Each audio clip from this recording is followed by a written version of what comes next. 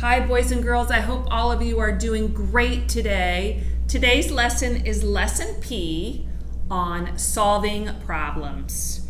And this is problem solving Pat, and he was a great problem solver. He took his time and really thought about how to solve every problem that came his way.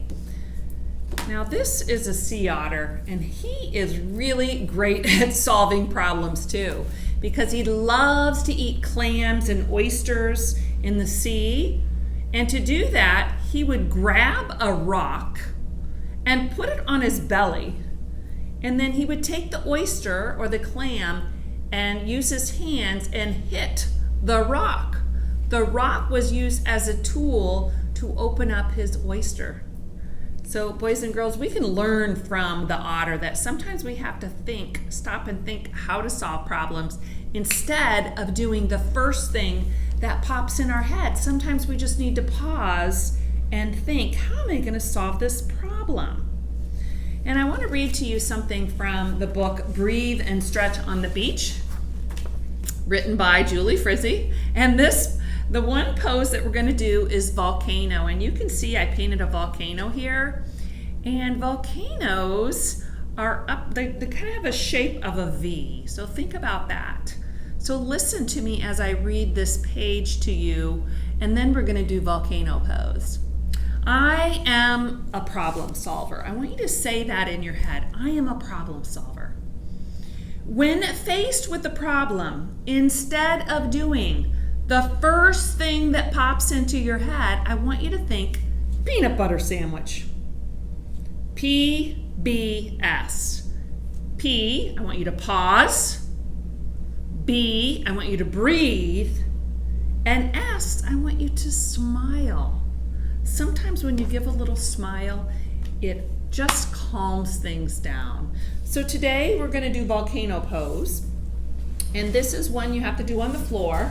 And you're going to put your hands, you have your 10 fingers or your hands, and you're going to press them down on the ground, and you're going to come over with me to panther pose, be a table for a moment, and then roll your toes straight under.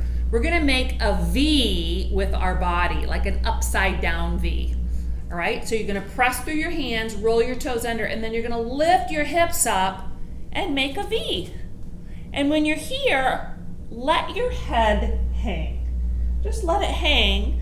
Mine is up because I'm talking to you, but I want you to let your head hang and just kind of sway back and forth here and get a feel for what it's like to be upside down. And here we're pausing. I want you to find stillness. Maybe spread your feet apart a little more. And take 3 breaths. Ready? Breathe in. Breathe out. Pause your body. Breathe in. And breathe out. Now try to smile at the same time. It's going to be upside down, but just try it. Breathe in. Breathe out. Now see if you can lift one leg. Now you're balancing on 3, 2 hands and 1 foot. Lower it down and lift the other leg up. Excellent. Lower it down. Now walk your feet up to your hands and take a big breath in, sun. And hands come to your heart. Excellent. Let's try that again. All right, stand tall. Just going to add this all together. Breathe in, sun. Breathe out. Just touch the floor like your hands rain to the floor. Now walk your hands out and let's go to volcano. Let your head hang. Take 1 big breath in. Pause your body. Smile. Lift 1 leg. In your head, I want you to say, I am a problem solver. Lower it down. Lift your other foot up and then lower it down. Now walk your feet up to your hands again. Take a big breath in, sun. And hands to your heart. Okay, have a seat. All right, I know our hair is all going everywhere, isn't it? Okay, hanging upside down. Whenever you feel stressed, sometimes just going into volcano and taking 3 deep breaths. Pause. Breathe and smile makes you feel pretty good on the inside. All right, so Pat used some other things when he needed to solve problems. If you have the classroom sign, or if you're a parent, you can put this up in your house. There's all different kinds of ways that you can solve problems. I'll tell you some of the things he did. He used positive self-talk. I'm a problem solver. I'm in control. I can do this. He walked away from problems. You can imagine him walking away.